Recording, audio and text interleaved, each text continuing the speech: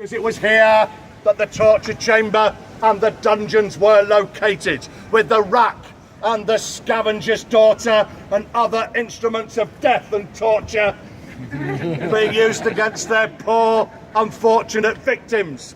This, ladies and gentlemen, was a dark and evil-smelling place, a bit like a teenager's bedroom. It was lit only by the candles of the torturers, with no sounds of the cries of anguish being heard outside of those thick walls. Today, you'll be pleased to know it is a brightly lit place with little traces of its former use.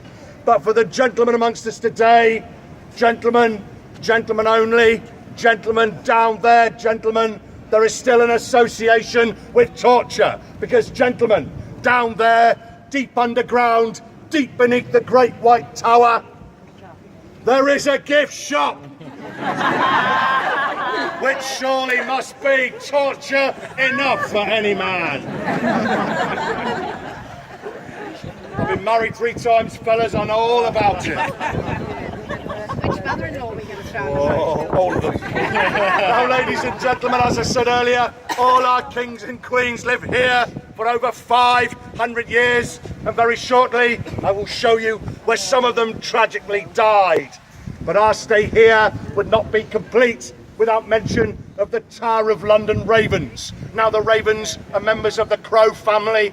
The Ravens were here nesting in the trees before this tower was built, and then later in the towers themselves. And legend and superstition, which dates back to the reign of King Charles II, decrees that if those ravens ever leave the Tower of London, then the Great White Tower will crumble to dust. The monarchy will fall, and a huge tragedy will befall all of England. And I'm not talking about the cricket either.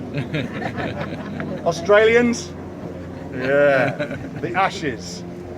We won the Ashes. Got to share them round. Yeah, they'll come back. Now, ladies and gentlemen, since the reign of King Charles II, each sovereign, each king and queen has ordered us yeoman warders here at the Tower of London to keep at least 6 ravens, and this we still do to this very day. One of my colleagues is known as the Raven Master, and he wears a raven's head badge here on the arm of his tunic, and it is his daily responsibility to look after the welfare of those lovely birds. No pressure there then.